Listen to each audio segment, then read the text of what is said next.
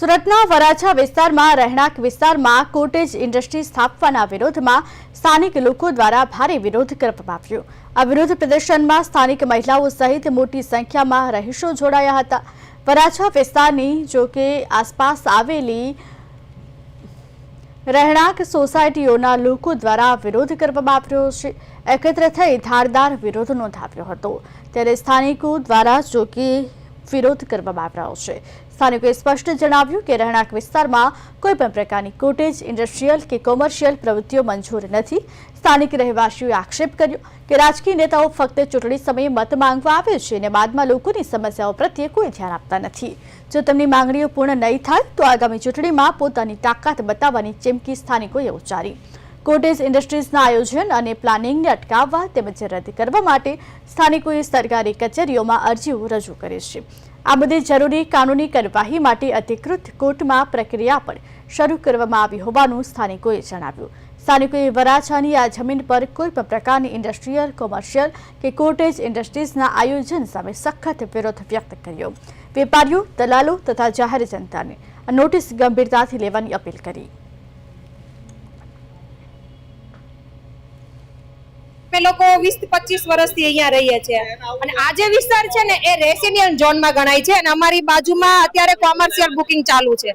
તો આ રસ્તો એવો છે કે જે અમારે આવવા જવા માટે ઓલરેડી અત્યારે ન્યુસન્સ છે જ કે ચોરી જેવું ને એવું ઘણા ખરા પ્રોબ્લેમ થાય છે રાતના આવવા જવા માટે, અને અમારા લેડીઝ માટે એ બધું બહુ ટફ પડે એવું છે રાતના નીકળવાનું। અને જો આ ઇન્ડસ્ટ્રીઝ આવી જાય તો અમારા માટે વધારે પડતો પ્રોબ્લેમ થાય એવું છે। એટલે અમારી માંગ એવી છે કે અહીંયા ઇન્ડસ્ટ્રીઝ ને કોમર્શિયલ નું બુકિંગ ના આવે, એના કરતા રેસિડેન્ટ ઝોનમાં જો રેસિડેન્ટ આવે તો અમારા માટે વધારે સારું છે। કે અહીંયા આ જેટલી સોસાયટીઓ છે બધી રેસિડેન્ટ છે અને ત્યાં આ લોકો એમ્બ્રોઇડરી પાર્ક ને એવી ઇન્ડસ્ટ્રી લાવવા માંગે છે।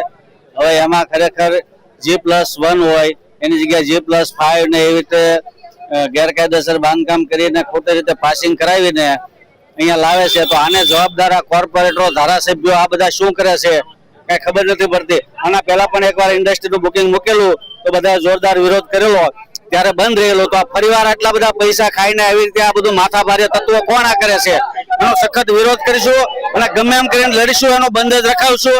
એટલે એ લોકોને પાક્કો મેસેજ જાય, એ લોકો કાંઈ પણ એમ મનમાં માનતા હોય કે એમને મનમાની ચલાવી લેવામાં આવશે તો ચલાવી લેવામાં નહીં આવે।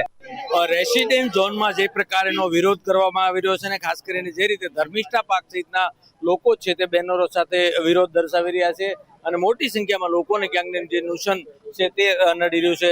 તમે કહેશો શું તકલીફ થઈ રહી છે કે લોકો વિરોધ કરી રહ્યા? હું જે કહેવા માંગુ છું સમજી લો, જે રાજકારણીને અમારી પાસે વોટ જોઈ, વ્યવસ્થા જોઈ, પૈસા જોઈ, જલસા કરવા છે, એને અમારી ખુલ્લી ચેતવણી છે કે કાં આનો ઈલાજ કરો, કાં આમાં આવતી વખતે અમારી પાસે વોટ માંગવા નહીં આવતા।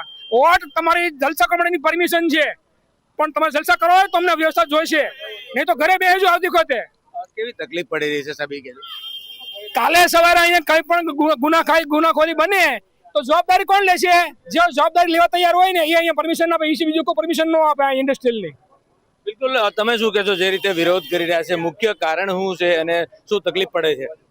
હવે અહીંયા હું તમને કહું, અત્યારે તમે જોવો છો આ રસ્તા પર આપણે ઊભા છીએ, આ 30 ફૂટનો રોડ છે।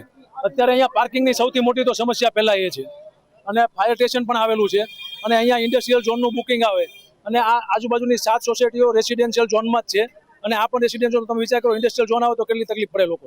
મૂળ મુદ્દો જે સુરત શહેરની અંદર આજે ભારતની અંદર સુરત શહેર ક્રાઇમમાં પહેલો નંબર આવે છે।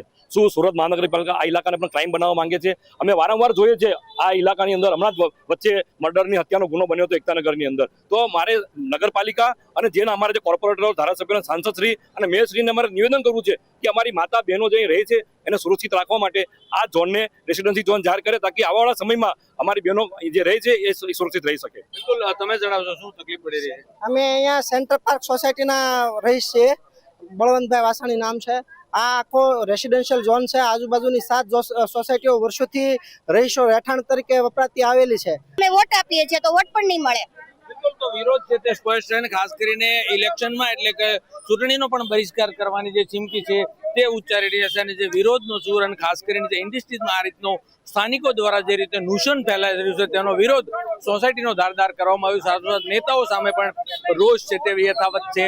કારણ કે નેતાઓ જ્યારે મત માગવા હોય છે, ત્યારે મત જોતા હોય છે, ત્યારે આવે છે, પરંતુ અત્યારે કોઈ ડોકાતા નથી. એટલે સ્થાનિકોમાં આજે બાંધકામને લઈને બારોબાર રોષ છે તે સ્પષ્ટ દેખાઈ રહ્યો છે. કેમેરામેન અજય કુમાર સાથે અરવિંદ રાઠોડ, પ્રદેશ 24 ગુજરાતી, સુરત.